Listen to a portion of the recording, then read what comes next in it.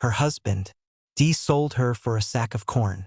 Because she was barren, but the silent rancher gave her his name and asked permission before every touch. Dust Creek, Wyoming Territory, winter 1874. Snow clung to the windows of the Dust Creek saloon, the wind whistling through the cracks in the old wood. The air inside was thick with pipe smoke, the sour bite of whiskey, and the raucous laughter of men who had been drinking since noon. Card tables were scattered across the room, their surfaces worn smooth by years of bad bets and broken promises. At the far table, Thomas Ray's face was flushed red from drink, his shirt collar loosened and his hands trembling slightly as he tossed another losing hand onto the pile. The stack of coins in front of him had vanished an hour ago. His revolver had gone 2 hands later, and now he was down to nothing but desperation. The dealer leaned back in his chair, a crooked grin cutting across his face. "Well, Ray," he drawled, "you got anything left worth putting on the table?" Thomas swallowed hard, the muscles in his jaw twitching. His eyes darted around the table, then shifted to the corner of the room. Abby stood there, her back straight, but her head bowed, her dark hair tucked into a faded shawl that had seen better days. Her cheeks were pale, her hands clasped tightly in front of her. A sneer curled at the edge of Thomas's mouth. "For years," he said, loud enough for half the saloon to hear. "For damn years, and she has not given me a single child, not one. Useless as an old mule." The table erupted in low chuckles, but Thomas leaned forward, his voice cutting through the haze of smoke and laughter. "I will trade her for a sack of corn." The laughter turned sharp and cruel, echoing off the walls. One man slapped the table and wheezed with amusement. Another raised his glass in mock salute.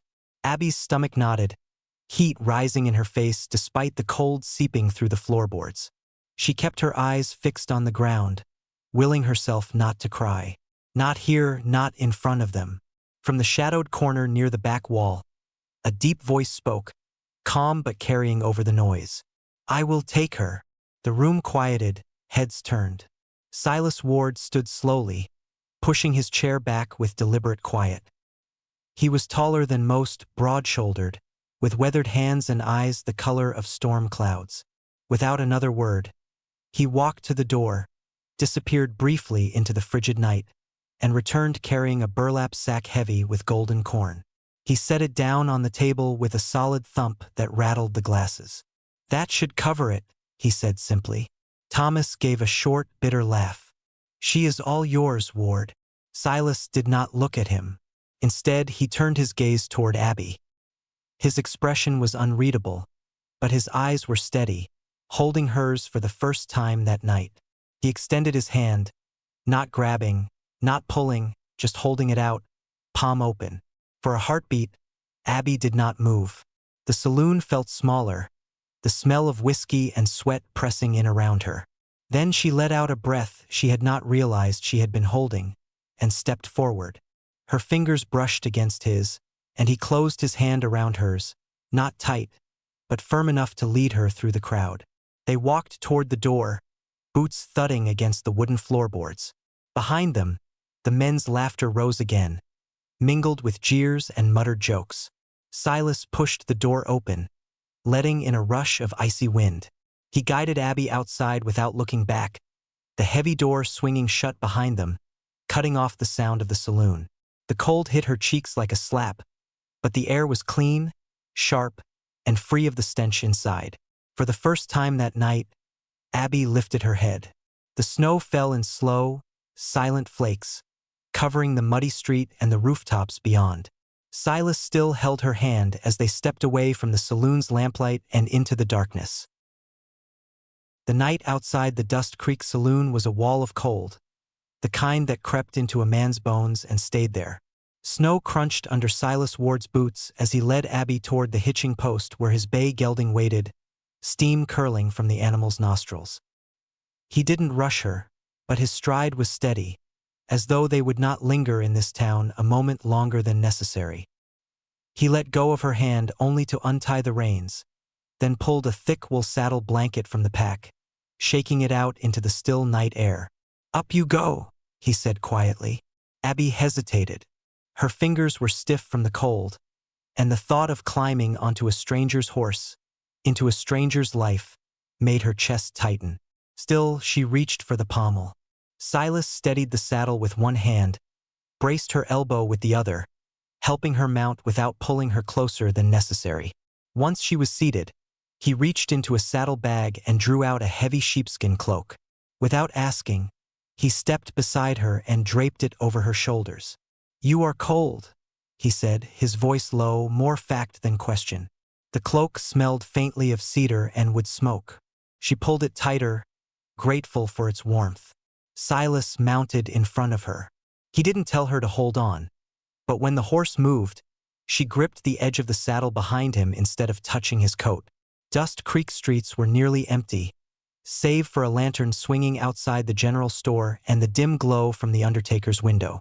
The gelding's hooves rang against frozen ground, muffled now and then by patches of snow. Beyond town, only the creak of leather, the steady rhythm of hooves, and the whisper of wind through bare cottonwoods filled the air. The land stretched wide and white under the moonlight, snow fields broken by the dark lines of fence posts and low, distant hills. Abby's breath rose in pale clouds, disappearing into the cold night.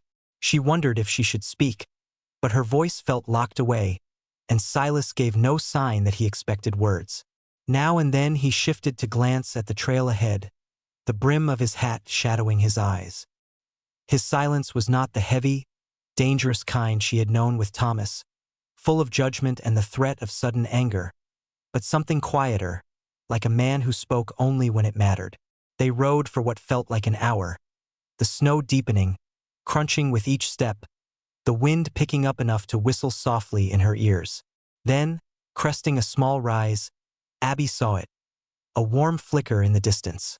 The light grew with each step, resolving into the steady glow of oil lamps, shining from the windows of a large, sturdy ranch house.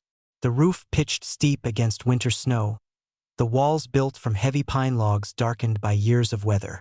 Smoke curled from the stone chimney, carrying the scent of burning oak. Silas slowed the horse to a walk as they entered the yard. The crunch of snow was joined by a cow's low hum from the barn and the shuffle of hooves inside the corral. A split-rail fence framed the main house, and beside it stood a smaller bunkhouse, its door shut tight against the cold. Before the gelding stopped, the front door swung open. A boy of about 12 ran out, followed by another, a little younger, and a small girl bundled in a knitted scarf that hid half her face.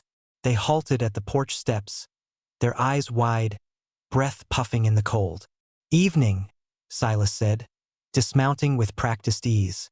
He reached up to take Abby's hand, steadying her as she stepped down. "This is Abby," he said simply, his deep voice carrying in the still night. "From now on, she stays here." The older boy's gaze flicked between them, curious but without fear.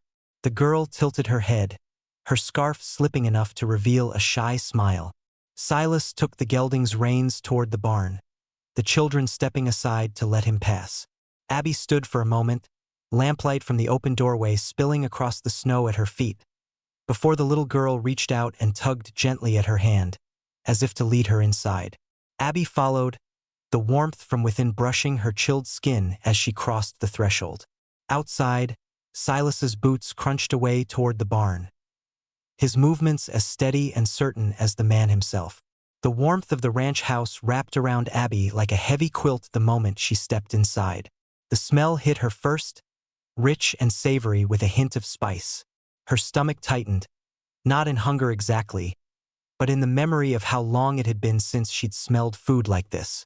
The little girl still held her hand, tugging her toward a long wooden table near the hearth. A cast-iron pot bubbled on the stove, sending curls of steam into the lamplight. The older boy fetched bowls from a shelf, while the younger dragged a chair closer, curiosity written plain on his face. Silas entered a moment later, shutting the door against the wind. He hung his coat, crossed to the stove, and lifted the heavy lid. The scent deepened, beef stew thick with potatoes, carrots, and onions. He inhaled once, then reached for the ladle. Abby sat where the girl indicated, her hands folded in her lap. She watched Silas fill bowls, handing them first to the children. He set one in front of her last, sliding it toward her with a quiet "here." She picked up the spoon, the heat from the stew warming her fingers. The first bite was almost overwhelming. Tender beef, soft vegetables, broth so rich she could taste the hours it had simmered. She had eaten stew before, but not like this, not in years. Fresh bread sat in the center of the table, steam rising from its torn crust. She hesitated until the younger boy grinned and pushed the basket toward her. "Take some," he said warmly. The bread was warm against her palm, the crust crisp, the inside soft enough to soak up the broth. She closed her eyes briefly as she chewed, letting the simple pleasure settle inside her. The children talked as they ate, about the colt born last spring, the snow drifts by the barn wall, the fox tracks near the chicken coop. Their voices overlapped in an easy, familiar rhythm. Silas listened more than he spoke, his gaze shifting from one child to another.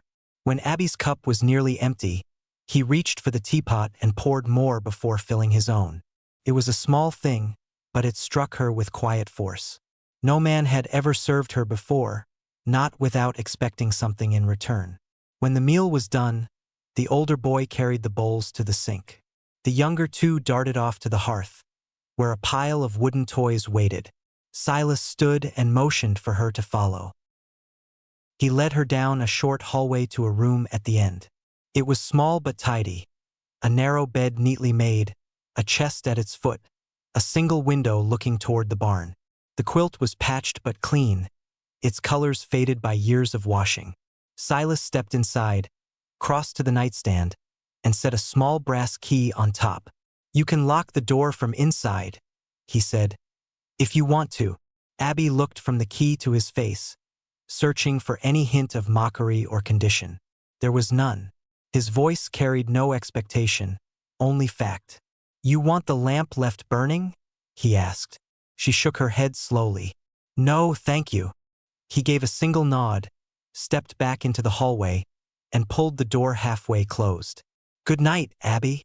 "Good night," she murmured, the words strange after so many nights spent in silence. When the door clicked shut, she sat on the bed, her gaze on the key. She picked it up, the cool metal heavy in her palm. It wasn't the lock that mattered. It was the choice. For the first time in years, she had been given one. She placed the key back on the nightstand, lay down, and pulled the quilt over her shoulders. The smell of clean cotton and wood smoke surrounded her.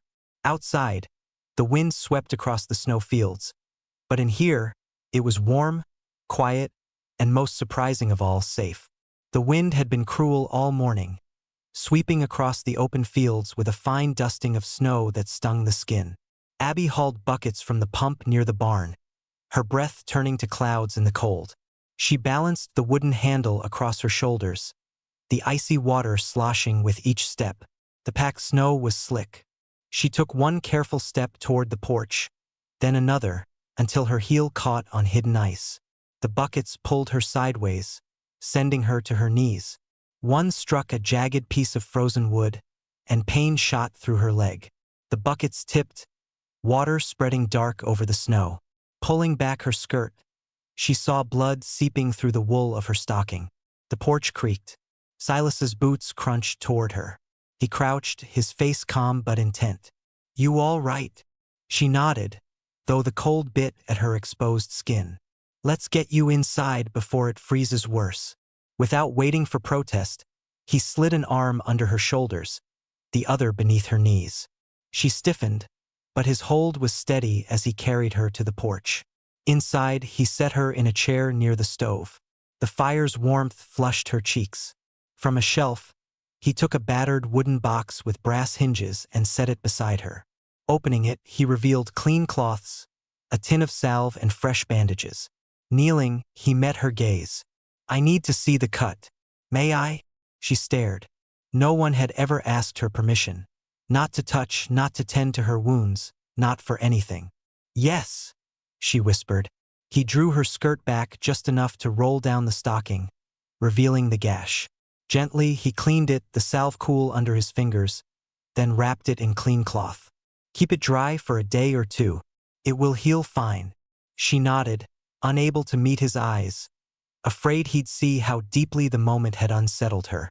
A few days later, the house was warm with the smell of cinnamon and wood smoke. The children had decided it was a good day for baking. Lucy tugged at Abby's sleeve. "Come on, we are making biscuits." Abby let herself be led into the kitchen where the boys were already at the table, their sleeves rolled up, measuring flour. Silas stood at the counter, cutting butter into thick cubes. She hesitated in the doorway until Lucy pressed a wooden spoon into her hand and pointed at the bowl. "Stir," she commanded. Abby laughed, a sound she barely recognized, and mixed. Flour puffed up in a white cloud, dusting her hands. One of the boys leaned too close, knocking his elbow into the bowl, spilling more across the table. "Careful there," Silas said, though his voice held no sternness. He reached over to add the butter, his sleeve brushing Abby's lightly. They worked together, rolling dough and cutting circles with the rim of a tin cup. Lucy leaned on the counter, her cheeks flushed. When Abby bent to place the biscuits on a pan, a handful of flour landed squarely on her head. She looked up to see the younger boy grinning, his hands dusted white. "Oh, you think that's funny?" she asked, feigning outrage, then flicked flour back at him. He yelped with laughter. The older boy joined in, and somehow Silas ended up with a streak of flour along his jaw. He paused, then tapped a pinch lightly onto Abby's shoulder. The room filled with laughter, free and unguarded. Abby felt her cheeks ache from smiling. She glanced at Silas. He was watching her, not just with amusement, but with a quiet warmth that made something shift inside her. By the time the biscuits were in the oven and the table wiped clean, her hair and shoulders were dusted white, and Silas had a pale smear on his hat brim. It was ridiculous, messy, and perfect. It had been years since she'd laughed in a kitchen, years since she'd felt part of something not built on fear or obligation. Standing there with the smell of baking bread filling the air, she knew something in her life had already begun to change. Morning broke clear and sharp, the sky a pale blue stretched thin over the snow fields. The wind had quieted after a night of rattling windows, leaving the air so still that every sound carried far. The distant low hum of cattle, the creak of barn doors, the crunch of boots on packed snow. Abby had gone out early to check the chicken coop, her breath hanging like smoke. She carried a small pail of feed, her boots leaving crisp impressions as she walked. The yard was quiet. Silas and the boys were near the barn, their voices faint. She had grown used to the rhythm here, the work that filled her days, the warmth waiting each evening. Still, part of her moved cautiously, as though walking on thin ice. After scattering the feed, she wandered toward the main gate.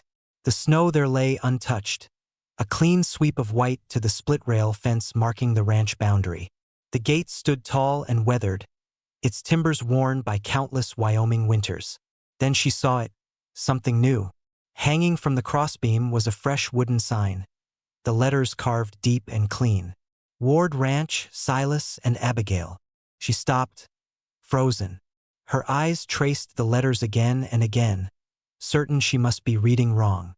But there it was, her name cut into the wood as surely as the snow lay under her boots. Her hand lifted, her fingertips brushing the grooves. The smell of fresh-cut pine lingered. Memory struck. Standing in the corner of the Dust Creek Saloon, her husband's voice ringing out as he traded her for a sack of corn. The laughter, the heat of shame. And now her name was here beside Silas's, not tacked on as an afterthought, not hidden in someone's shadow, but part of the ranch itself. Her throat tightened, the cold stinging her eyes. Footsteps crunched behind her.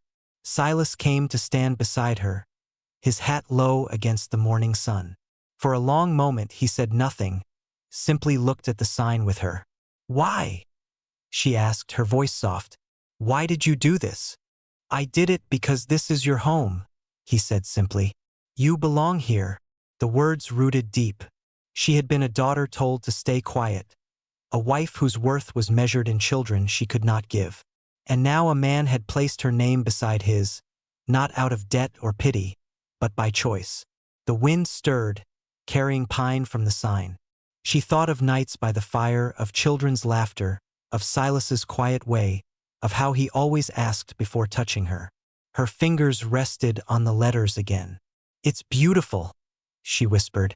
Silas nodded once, as if that was all there was to say. Then he turned toward the barn. "Come on, the cattle won't wait." She watched him walk away, his strides leaving clear tracks in the snow. The sign hung behind her, the morning light making the letters glow against the pale wood. She took one last look, then followed. The cold still bit her cheeks, but deep inside there was a warmth that had nothing to do with the winter sun. The day had been quiet, the kind of winter afternoon when the sun hung low but bright, glinting off the snow. Abby was near the barn helping Lucy gather eggs into a wicker basket. The boys were mending a fence rail with Silas, their voices carrying in the stillness. She bent to pick up a stray feather when the sound of hooves shattered the calm. A fast, uneven pounding over frozen ground. Lucy looked up, clutching the basket tighter. A cold dread knotted in Abby's stomach. A rider came into view, swaying in the saddle. Even from a distance, she knew the careless slump. Thomas Ray. The horse skidded to a halt, snow spraying. Thomas swung down, nearly stumbling. His coat was half-buttoned, hair wild, face flushed from whiskey. Bloodshot eyes fixed on her, and her stomach turned. "There you are," he slurred. "Think you can just disappear? You're my wife, Abby. You belong to me." Lucy moved behind her, her small fingers clutching Abby's skirt. Silas and the boys were already crossing the yard, their steps quick and deliberate. "Turn your horse around, Ray," Silas said evenly, steel in his voice. Thomas laughed, harsh and ugly. "You think you can buy what's mine with a sack of corn? She's coming with me." "You sold her," Silas replied flatly. "She stays here." The grin on Thomas's face twisted. "Not unless you're ready to keep her with a bullet." In one motion, he drew a revolver and leveled it at Silas. The boys froze. Lucy's breath hitched. Abby moved before she could think, stepping directly between them. The cold bit through her skirts, but she didn't stop until she was close enough to see the red veins in Thomas's eyes. "Abby," Silas started, but she shook her head. Her voice was steady, though her heart pounded. "I am not yours, Thomas. You are my wife," he spat. "Not anymore," she said. "I do not belong to you. I will never belong to you again." The only sound was the faint creak of leather as his grip tightened on the gun. His eyes flicked to Silas, then back to her. "You think he's better than me?" Thomas sneered. "You think you're better than me now?" "I think," Abby said, her voice cutting through the cold, "that you sold me for a sack of corn because I could not give you a child. You threw me away, and now I'm here because I choose to be."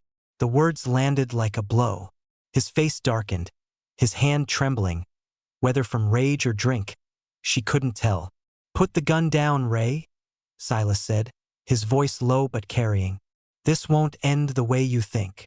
Thomas's gaze shifted again. Abby stood rooted, every nerve telling her to keep his attention on her and not on Silas. "You walk away now," Silas continued, "and you live to drink another day. You stay." He left the rest unsaid, the weight of it hanging in the cold air. Thomas's jaw clenched. For a heartbeat, Abby thought he might lower the gun. Instead, his lip curled in a snarl and his finger twitched near the trigger. Her breath roared in her ears, but her voice stayed calm. "Leave, Thomas. You have nothing here." Lucy whimpered behind her, the sound small but piercing. Something shifted in Thomas's eyes. His arm dropped a few inches, though the anger stayed. "This ain't over," he muttered, but the fire in his voice had dulled. He stepped back toward his horse, shoving the revolver into its holster. Abby didn't move until she heard the creak of saddle leather and the jingle of reins. She stepped back toward Silas, her breath unsteady, but her spine unbowed. Thomas hauled himself into the saddle, turned the horse, and kicked it into a rough gallop toward town. The hoofbeats faded into the still winter air.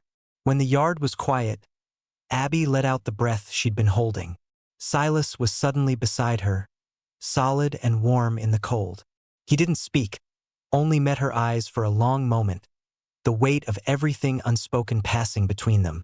She had faced the man who had once owned her life, and she hadn't looked away.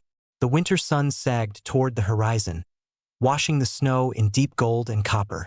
The air was knife-sharp and still, the kind of cold that carried the smallest sound for miles. Abby stood on the porch beside Silas, her hands gripping the rail. When the rhythm of hooves cut through the quiet, Thomas Ray burst into the yard in a hard gallop, his horse's eyes rolling white. There was no drunken sway in his seat this time. He was sober, and the grim set of his jaw left no doubt why he'd come. He swung down, his boots thudding on the frozen ground. Before his coat had settled back into place, the revolver was already in his hand. "You think you can keep her from me?" His voice was low but simmering with rage. "You think a piece of paper or a sack of corn changes who she belongs to?" Silas stepped down from the porch, his stride deliberate, his eyes never leaving Thomas. "She does not belong to you, and she never will again." Thomas's lip twisted into something between a sneer and a snarl. In one fluid motion, he brought the gun up and fired. The crack split the air like a whip. Abby flinched as the bullet slammed into the porch post, inches from Silas's shoulder, splinters scattering across the steps. Silas didn't hesitate. His revolver cleared the holster in a smooth, almost silent draw, the return shot echoing before the sound of Thomas's had even faded. The bullet caught Thomas high in the shoulder, spinning him sideways. He hit his knees in the snow, the revolver falling from his hand with a dull thud. For a heartbeat, only Thomas's ragged breathing filled the air. Then came the pounding of more hooves. Sheriff Harlan rode in hard, reining to a stop, and swung down in one practiced motion. His eyes swept the scene. Abby frozen at the porch steps, Silas standing tall in the snow, Thomas crumpled and cursing. "What's going on here?" the sheriff demanded. "He came with a gun," Silas said, his tone level but edged with steel.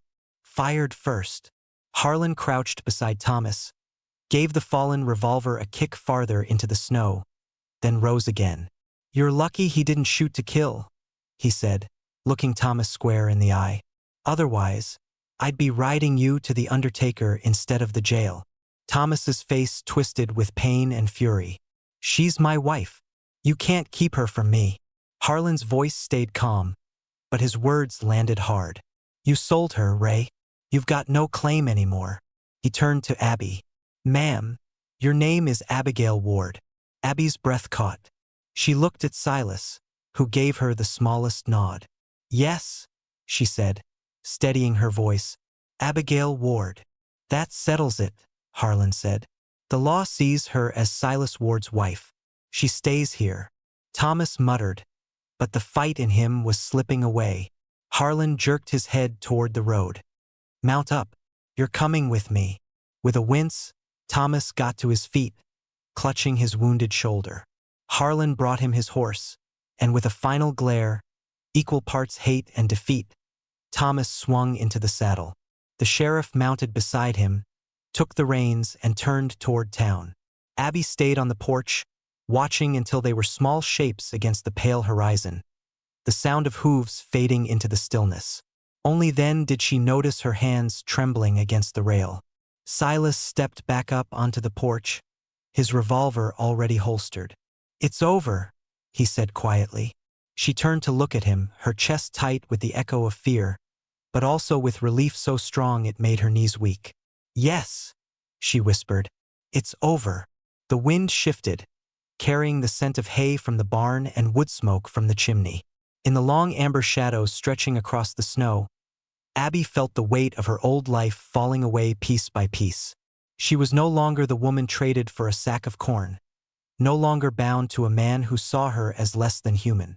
She was Abigail Ward, and she was free. The sun dipped low, spilling gold across snow-covered fields and streaking the clouds in rose and amber. The air was still, carrying the faint scent of hay from the barn. Abby stood beside Silas, a leather bucket in her gloved hands, watching the gelding lower its head to eat. The quiet was filled only with a crunch of grain and the soft shift of hooves. Shadows stretched long over the yard, the day holding to its last light. Abby brushed her hand along the gelding's neck, feeling the solid warmth beneath its coat. "He's calmer now," she murmured. "He trusts you," Silas said. "Animals know when someone means no harm." She looked at him, the light softening his eyes. "And people," he paused, then set the bucket down. "People take longer, and sometimes you have to ask." The words carried more weight than they seemed. Abby's breath caught.